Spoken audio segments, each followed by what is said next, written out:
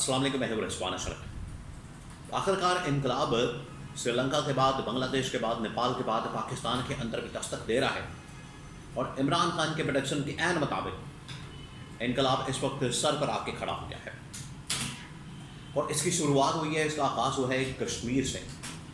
کشمیری عوام نے جس طریقے سے وہاں پر سڑکوں پر نکل کے احتجاج کیا، جس طریقے سے ان کی جانب سے وہاں پر پروٹیسٹ کیا گیا اپنے حق کی خاطر، اپنے حقوق کی خاطر۔ دیکھیے، ایک وقت آ جاتا ہے کہ آپ کو پھر اپنے حق کی خاطر، اپنے حقوق کی خاطر، اپنے رائٹ کی خاطر لڑنا پڑتا ہے۔ جب آپ کو اپنے حقوق سے محروم کر دیا جائے، پھر ان حقوق کو حاصل کرنا پڑتا ہے، ان کو چھیننا پڑتا ہے۔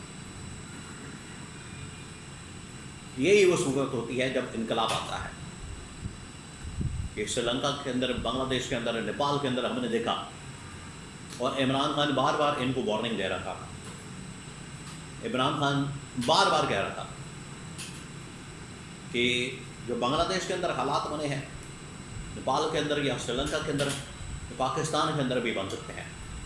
لہٰذا آپ اپنا قبلہ درست کریں، اپنے آپ کو ٹھیک کریں، اپنے معاملات کو بہتر کریں، عوام کا سوچیں، نہ کہ ان کے اوپر پہلے ہی آپ کی غلط پالیسیوں کی وجہ سے، نہ اہلی کی وجہ سے، ناکامی کی وجہ سے پہلے ہی عوام کو خمیازہ بھگتنا پڑا، عوام کو مسائل کا سامنا کرنا پڑا۔ عوام بیچارے اس وقت اس بوجھ کے نیچے آ چکے ہیں، پس رہے ہیں۔ اوپر سے ان لوگوں نے عوام کو ان کے حقوق سے بھی محروم کرنا شروع کر دیا تھا۔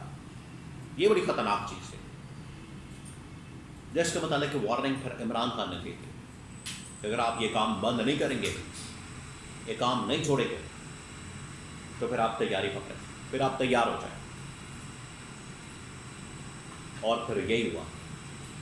ایک کشمیر کے اندر ہوا کیا ہے، کہانی کیا ہے، معاملہ کیا ہے، اس کی بیک گراؤنڈ کیا ہے، کس طریقے سے گورنمنٹ نے ان کے ساتھ وعدہ کیا، اسٹیبلشمنٹ نے کیسے پریشر ڈالا، اور عمران خان کی کیسے یہ پروٹیکشن 100% درست ثابت ہوئی۔ 3-4 بہت اہم ترین سوال ہیں، ان کے بارے میں بڑی اہم ترین معلومات، 3-4 خبریں اس سے جڑی پورے معاملے سے، وہ آپ کے ساتھ میں شیئر کرتا ہوں۔ سب سے پہلے میں آپ کو یہ بتا دوں کہ یہ کشمیر کے اندر یہ جو احتجاج ہوا ہے، کشمیر کے اندر یہ جو پروٹیسٹ ہوا ہے، یا کشمیر کے اندر یہ جو صورتحال بنی ہے، یہ پہلی مرتبہ نہیں بنی، اس سے پہلے بھی بن چکی ہے۔ اور یہاں کی عوام اپنے حق کی خاطر، اپنے رائٹ کی خاطر نکلنا جانتی ہے۔ یہ ایک بار پھر جب ان کو ان کے حقوق سے محروم کیا گیا، ان کے حق سے محروم کیا گیا، جب انہیں دیوار سے لگا دیا گیا، وہاں پر لوگ وہ کیا ڈیمانڈ کرتے ہیں؟ لیکن سوال تو یہ ہے، وہاں لوگ کیا ڈیمانڈ کرتے ہیں؟ وہاں لوگ بجلی ڈیمانڈ کرتے ہیں، سبسڈی ڈیمانڈ کرتے ہیں، اپنے وسائل کے اوپر اپنا حق ڈیمانڈ کرتے ہیں۔ وہاں پر ترقیاتی فنڈ اور وہاں کی جو ٹاپ انتظامیہ ہے، اس کے اندر اپنا حق ڈیمانڈ کرتے ہیں۔ یہ ان کی جانب سے بات کی جاتی ہے، یہ ان کی جانب سے ڈیمانڈ کی جاتی ہے، کشمیری عوام کی جانب سے۔ اس میں کون سی ایسی ڈیمانڈ ہے جو غلط ہے، جو ناجائز ہے، یا جس کے ڈیمانڈ کرنے سے گورنمنٹ کو، حکومت کو بڑی پریشانی ہوتی ہے، ان کو بڑا مسئلہ ہوتا ہے؟ ان کی تمام ڈیمانڈز بالکل جائز اور حق پر مبنی ہیں۔ تو بار بار ان کی جانب سے دیکھیں، یہ ان کی جانب سے انہوں نے بار بار یہ باور کروایا، ایک بار نہیں، 2 بار نہیں، 3 بار نہیں، کئی مرتبہ۔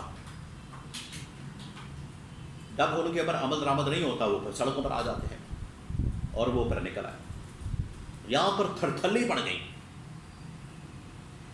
یہاں پر ایک افراتفری مچ گئی اسلام آباد کے اندر۔ پہلے تو اسلام آباد والوں کے اندر یہ جو تھرتھلی پڑی، پہلے ان لوگوں نے کیا کہا؟ اب آپ ذرا ان کی اسٹیٹمنٹس سنیں، آپ کو ان کی ایک، آپ کہہ لیں کہ جس طرح سے بالکل ایک irrelevant قسم کی اپنی گورنمنٹ کو سمجھتے ہیں جس کا عوام کے ساتھ کوئی تعلق نہیں. عوام جب ان سے ڈیمانڈ کرتی ہے کہ عوام کو کچھ سمجھتا ہی نہیں, انہوں نے اس کو باقی کہنا شروع کر دیا کہ یہ بغاوت کر رہے ہیں یا غداری کر رہے ہیں یا سڑکوں پر احتجاج کر رہے ہیں یا غداری ہو رہی ہے یا بغاوت ہو رہی ہے. یعنی کوئی بندہ اپنے حق کی خاطر نکلے, یہ ان کی جانب سے یہی طریقہ استعمال کیا جاتا ہے. جو بھی اپنے حق کی خاطر نکلتا ہے اس کو یہ کہتے ہیں کہ یہ غدار بن گیا, یہ باغی بن گیا, اس نے بغاوت کر دی ہے, اس نے یہ کر دیا ہے, اس نے وہ کر دیا ہے. تو جب ان کو بتایا گیا کہ یہ غداری بغاوت اور یہ سب کچھ نہیں ہے, اور اگر آپ اس قسم کے نان سیریس قسم کے نان سینس قسم کے اعلان کریں گے, باتیں کریں گے, چیزیں بیان کریں گے, تو یہ احتجاج بہت بڑا احتجاج بن جائے گا. اور یہ پھر اسلام آباد کے اندر اگر آ گیا تو تم لوگوں کا یہاں پر ٹکنا مشکل ہوتا ہے. پھر ان کو انٹیلیجنس کی انفارمیشن ملی, اسٹیبلشمنٹ کی جانب سے ان کو بتایا گیا, ان کو آگاہ کیا گیا کہ جائیں ادھر جا کے اور مسئلے کو حل کریں, جائیں ادھر. پھر یہ بھاگے, پھر ان کو احساس ہوا, پھر ان کو پتہ چلا کہ اب اسٹیبلشمنٹ کا ڈنڈا آ گیا, ان کے پاس انٹیلیجنس انفارمیشن جو ہے وہ ان کے ساتھ شیئر کی گئی ہے.